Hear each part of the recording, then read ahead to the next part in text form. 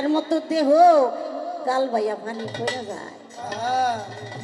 কই গেছে জুয়ানি?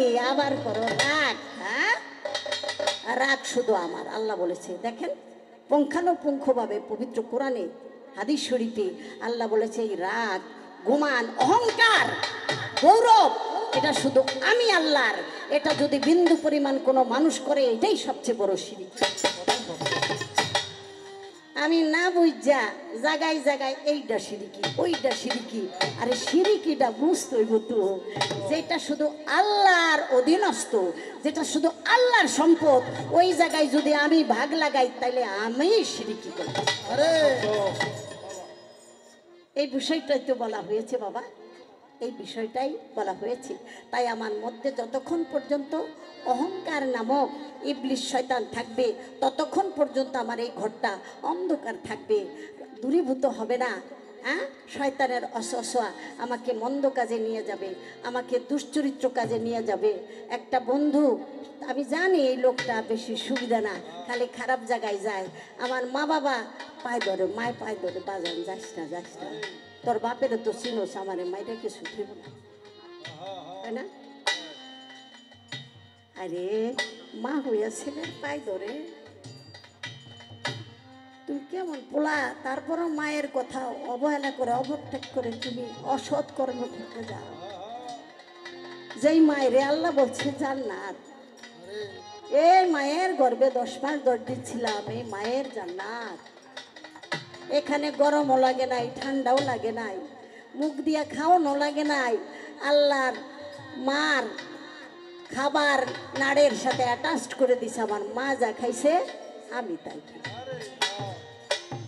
আর এই মা কত কষ্ট করছে জন্ম নেওয়ার সাথে সাথে, শুধু আপনার যেন অসুখ বিসুখ না হয়, ঠান্ডা পানি খায় নাই, পেট ভরা ভাতও খায় নাই, পরান্ডা ফাইটে গেছে, পেট ভরা পানি খামো। মুরব্বীরা কইছে নালো নালো, খাইস না, ওর মুখের দিকে চা, ওর পেট ব্যথা হইবে, ওর ঠান্ডা লাগবো, বুঝোস না তুই?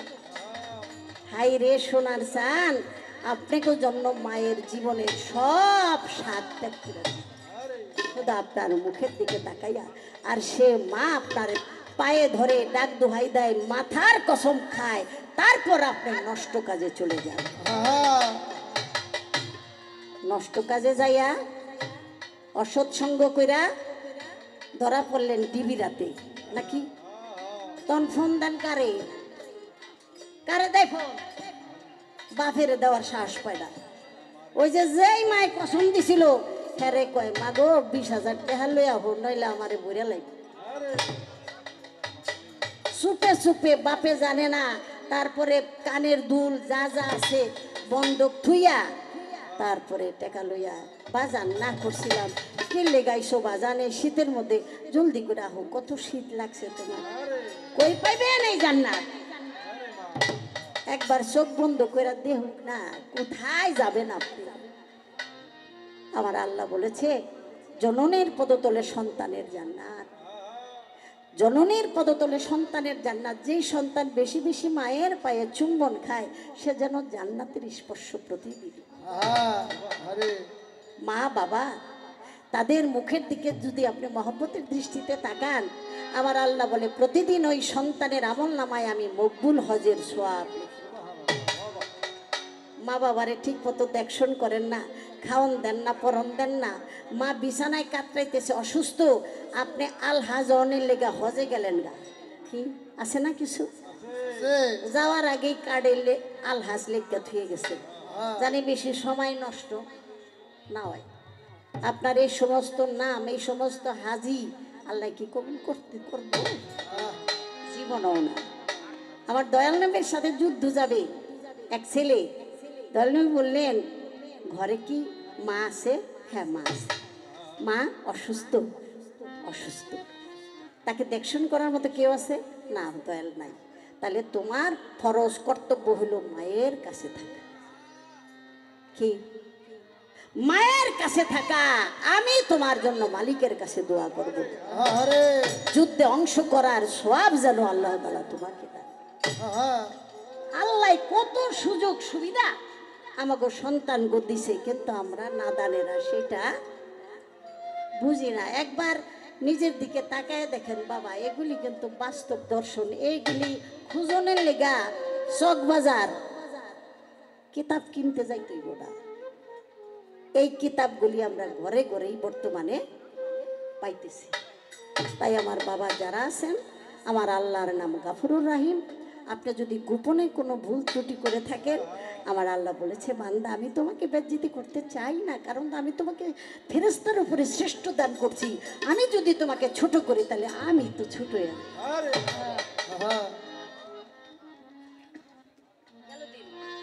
গেল দিন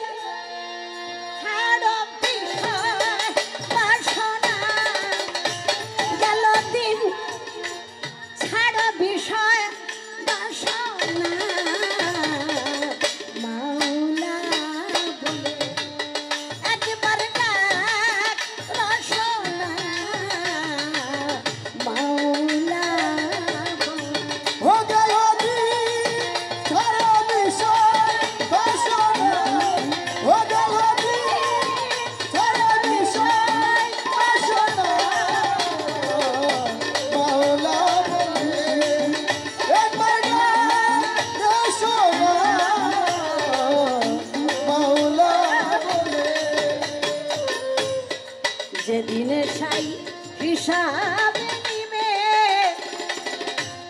আগুন পানি তুফান হবে। যেদিনে সাই হিসাব নিবে, আগুন পানি তুফান হবে। যেদিনে সাই হিসাব নিবে, আগুন পানি তুফান হবে।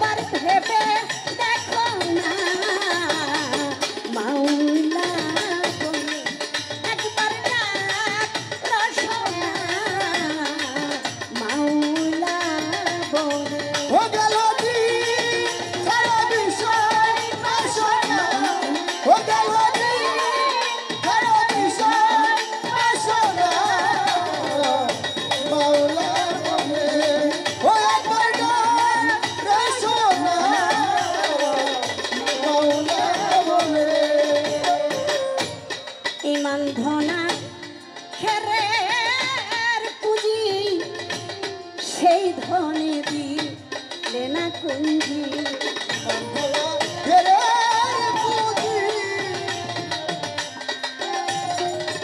ইমান ইমান ধনা খেরের পুঁজি, সেই ধনে দিলে না কুঞ্জি। ফকির লালা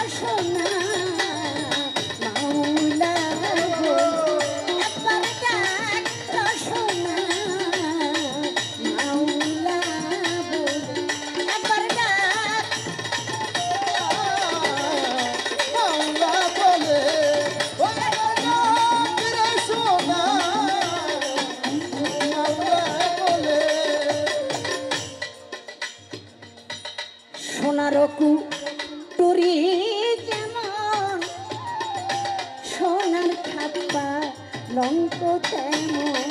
বাবা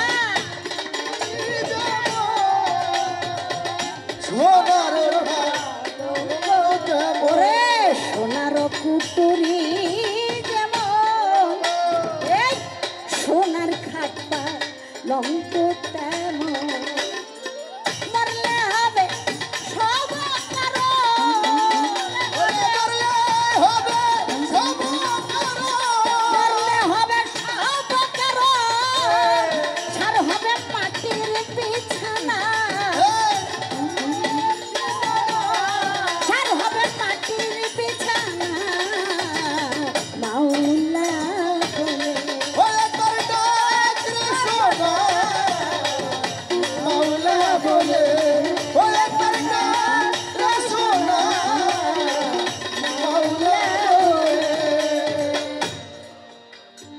ভাই বলেছে সাইজি লালনের একটা করে গান গাইতে। তা গান ধরলে কেউ আমার দুহারি রাত্রিটা মনে হয় মানে মুখস্থ নাই, তাও ওরা চেষ্টা করতেছে দেশটা রক্ষা করার জন্য। এখন একটা ছন্দ আমি হারাই ফেলছিলাম, না গাইতে না গাইতে চর্চা না থাকলে বুঝলেন না মরসা ধরে যায়।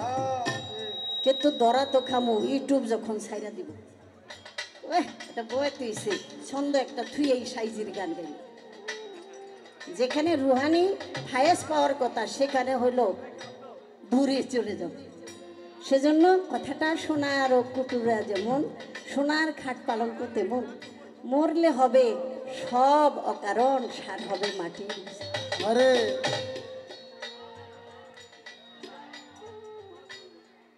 বড় বোনের জামাই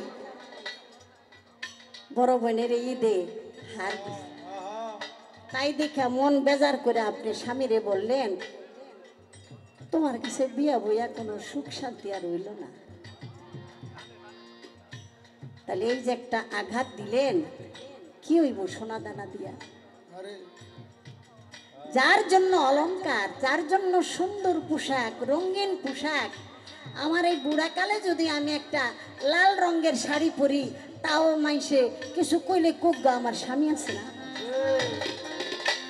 এর চেয়ে বড় অলংকার আর কি থাকতে পারে? সেই মানুষটাকে কষ্ট দিলেন দুনিয়ার একটু সোনা দানার জন্য। এই সোনা দানা কি কেউ কাউকে সুখ দিতে পারে? কখনো দিতে পারে না। তাই লালন সাইজি বলেছে মরলে হবে সব অকারণ, সার হবে মাটির বিছানা। আপনি শুধু ভাবেন আপনার স্বামীর আগে আপনার যেন মালিকুল মউত কবুল হয়ে যায়, স্বামী যেন আপনাকে দোয়া করতে পারে, আপনাকে যেন মাটি মন্দির করে। এর চেয়ে বড় অলংকার আর কিছুই থাকতে পারে না।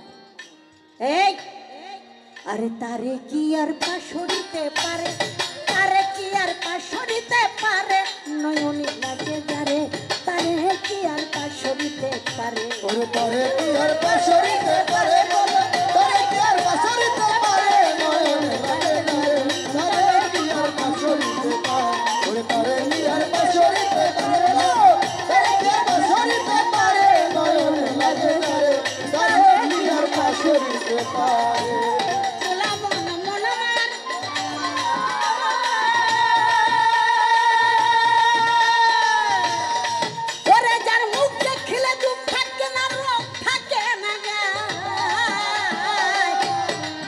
ওরে যার কথা শুনলে দুনিয়ার কথা ভুল পুড়িয়া যায়, যার মুখ দেখিলে দুঃখ থাকে না, ওরে বাবা রোগ থাকে না গায়। যার কথা শুনলে দুনিয়ার কথা ভুল পুড়িয়া যায়। আরে এমন একজন সোনার মানুষ ওরে পাইলে সংসারে, এমন একজন ভাবের মানুষ পাইলে সংসারে, এমন একজন জহির আরে ফকির পাইলে সংসারে, এমন একজন গফুর পাগল আরে পাইলে সংসারে, আরে এমন একজন মাঝ আরে ভান্ডারি পাইলে সংসারে, আরে এমন একজন সুরেশ্বরী আরে পাইলে সংসারে, এমন একজন সুবাহান সাপ পাইলে সংসারে, এমন একজন নোয়াবালি সাপ পাইলে সংসারে, তোমার জীবন যৌবন বিলাইয়া দাও, জীবন জীবন যৌবন বিলাইয়া দাও তার চরণের উপরে, নয়নে লাগে যারে তারে আর পাশরিতে পারে। আরে তারে কি আর পাশরিতে পারে, তারে কি আর পাশরিতে পারে, নয়ন লাগে তারে, তারে কি আর পাশরিতে পারে, তারে কি আর পাশরিতে পারে। ভোলা মনা মনা মা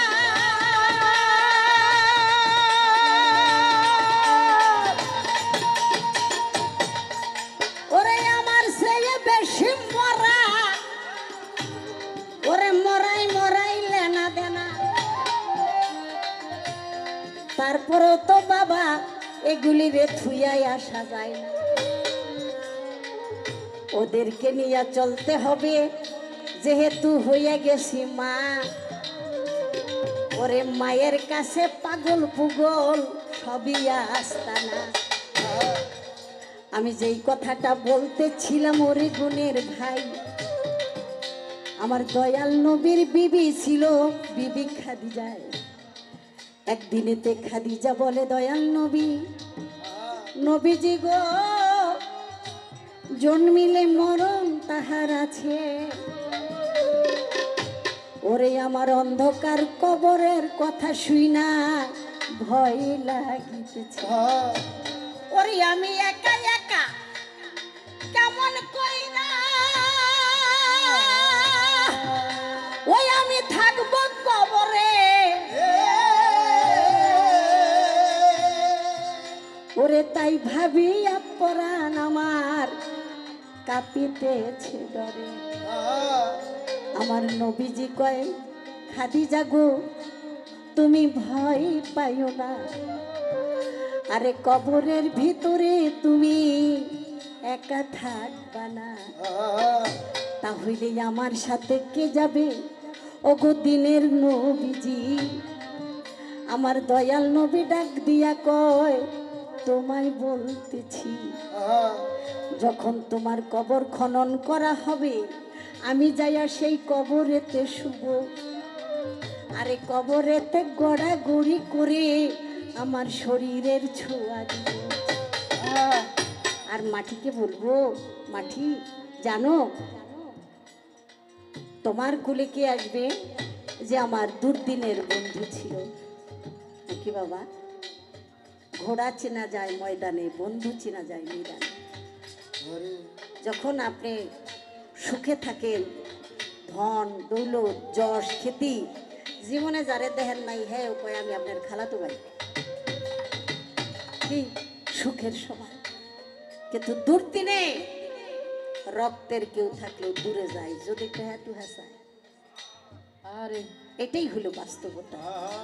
তাই আমার দয়াল নবীকে কত আঘাতের পর আঘাত করেছে, ওই দুর্দিনে ওই সময় আমার খাদিজাতুল কুবরা আমার দয়াল নবীকে বুকে জড়াই নিছে।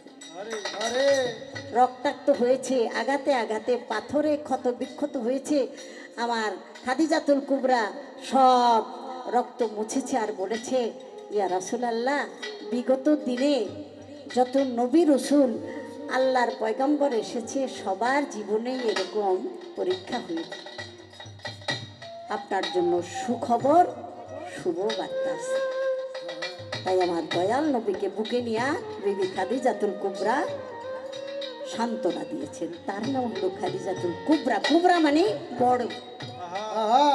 13, 14 যত বিবি ছিল কোন বিবির নামের সাথে কিন্তু কুবরা নাই, নাকি বাবা? কুবরা শুধু খাদিজাতুল কুবরা। অর্থাৎ এই খাদিজাতুল কুবরা সেই ছিল আমার দয়াল নবীর জীবনের সর্বাঙ্গীন ভাবে ভালোবাসার একজন সাথী। সে ছিল বন্ধু। জীবনে বন্ধু পাওয়াটা বড় কষ্টদায়ক, কোনো ভোগের জন্য না। এখানে সব ত্যাগ করেছে রসুলের চরণের দাসী অর্জুন। তাই বলেছে আমি কবরে গিয়ে আমি মাটির সাথে কথা বলবো যে আমার অর্ধাঙ্গিনী সহধর্মিনী খাদিজাতুল কুবরা আসবে, তাই তুমি তার সাথে ভালো ব্যবহার করো। আমার দয়াল নবী কান্না করেন।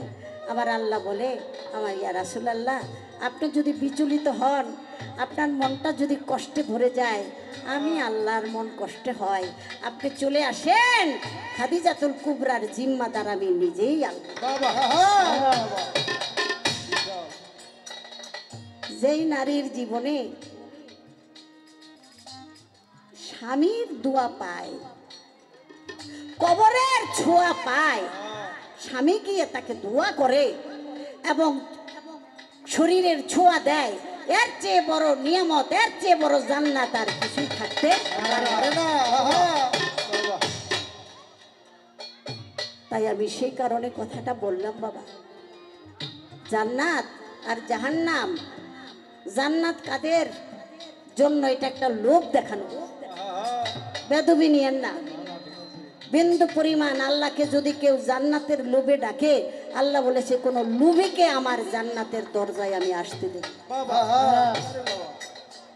আর যদি দোজকের ভয়কে, দোজকের আগুনকে ভয় পেয়ে আমাকে ডাকে, তাহলে তো সে তো কাপুরুষ, সে তো একটা কারণের জন্য আমাকে ভালোবাসে, কিন্তু আমার জন্য আমাকে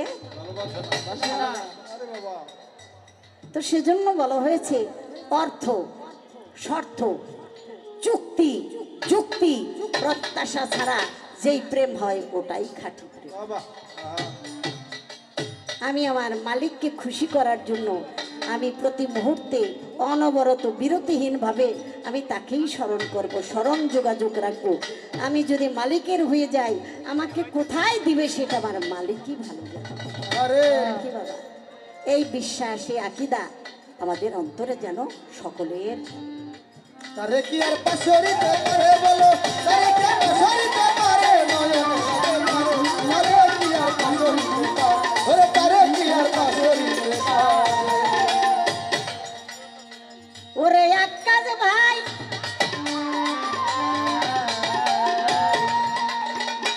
ওরে আপনার কাছে একটা কথা আমার জিজ্ঞাসা করতে মনে চায়। দেখি আমার আক্কাস ভাইয়ে যাই আজ কোথায়। আরে আক্কাস শব্দের অর্থ কি? আমি তারে জিগাইছি আকাশ শব্দের অর্থ কি? আমি তারে জিজ্ঞাসি আকাশ শব্দের অর্থ কি? থামো, একটু জিরাও। বেশি দূরে যায় জিগানের কোনো দরকার নাই। হ্যাঁ, খোদাই যদি জীবের প্রতি নিষ্ঠুর হইয়া যায়, মশার মতো টিভি দিব আর খালি গইলা যাবে। মাঝে মাঝে কই, খোদা গো তোমার যে কত সহ্য, আহা এত সহ্য তুমি যেগুলি তোমার অলিরে কষ্ট দেয়, যেগুলি তোমার পাগল রে কষ্ট দেয়, যেগুলি তোমার ফকির রে কষ্ট দেয়, যেগুলি তোমার দরবেশ রে কষ্ট দেয়। যেই পাগল ফকির দরবেশ অলি দুনিয়াদারির কোনো অট্টালিকা বিলাসিতা ভালো একটা পোশাকও চায় না, তারপরও যারা তাদেরকে কষ্ট দেয়, তাদেরকে অপমান করে, তাদেরকে আঘাত করে, তারপরও আল্লাহ তুমি সহ্য করো। আল্লাহ তুমিই জানো যখন ধরবা জন্মের ধরা ধরবা। হ্যাঁ, ওই সাপে যেমন ব্যাং ধরে, যাও যাও যাও, অগো কপালে সামনে আইতাছে, কোনো টেনশন করে সব মালিকের উপরে ছাইড়া দিছি। আমাগো হাতে দুনিয়াদারির কোনো লাডি ঠেঙ্গা নাই, আমাদের ভিতরে আল্লাহ দিয়েছে গুরু নামের অস্ত্র। ওই অস্ত্র দিয়া আমরা কাউকে কি বস্ত্রহীন করি না, চুপ মেরা থাকি, আছে কিন্তু দেখাই না। মালিকেরটা মালিক কি প্রকাশ করব, আমাকে তো দেখানোর দরকার নাই। সেজন্য রাখিলে গোপন থাকিবে আপন, করিলে প্রকাশ হয়ে যাবে সব। মনে আসেনি বহুত বছর আগে কোন মিলে জানি গান গাইছিলাম, মনে নাই? শুভর বাবা হাসপাতালে আসছিল, একটা বয়াতির লোকে গান হয়েছিল। হ্যাঁ আমারে কইছিল, হ্যাঁ এত ভালো মানুষ হইলে তাহলে হ্যাঁ এত অসুখ হইকে। আমি তো জীবন একটা ট্যাবলেটও খাই নাই, কইছিল না? আমি কই অসুখ হয় নাই, হইতে এতদিন হয় নাই, এই কথাটার অপেক্ষায় আল্লাহ আসিল এইবার জনমের হওয়া হইব। এক ঠেলায় 45 লাখ টাকা নাই, এই বড় ডিব্বা লইয়া ঘুরে। আর আমি শরম দেই নাই, কারণ আল্লাহর বিচার আল্লাহ করছে। তাই জন্য বলা হয় আল্লাহর হাতে বুতা দাও, আস্তে আস্তে করে গাও। আমার ভাইরে জিজ্ঞাসা করলাম আকাশ শব্দের অর্থ কি? আকাশ দুনিয়ার মধ্যে সর্বপ্রথম কার নাম রাখা হয়েছে, কোন উদ্দেশ্যে? আকাশ নামের যারা হয় তাদের চরিত্রের অবস্থাটা। এখান থেকে আমি জিজ্ঞাসা করলাম। আর আরেকটা কথা না জিজ্ঞাসা করলে তো ভালো লাগবে না। এমন একজন জীব, তার মৃত্যুটা কিভাবে হবে সে নিজের হাতে লিখে। যখন তার মৃত্যু শুরু হইল তখন কয় এমনে কে এমনে কে, তখন তার চিঠিটা দেখাইছিল, এইটা তোমার নিজের হাতে। তখন সে বলল হ্যাঁ আমার কর্মই আমাকে আজকে এই শাস্তি দিল। এজন্য আল্লাহ বলেছে তোমার কর্মই বলে দিবে তুমি আগামীতে প্রমোশন পাবা না ডিমোশন। এটাই তো হিসাব।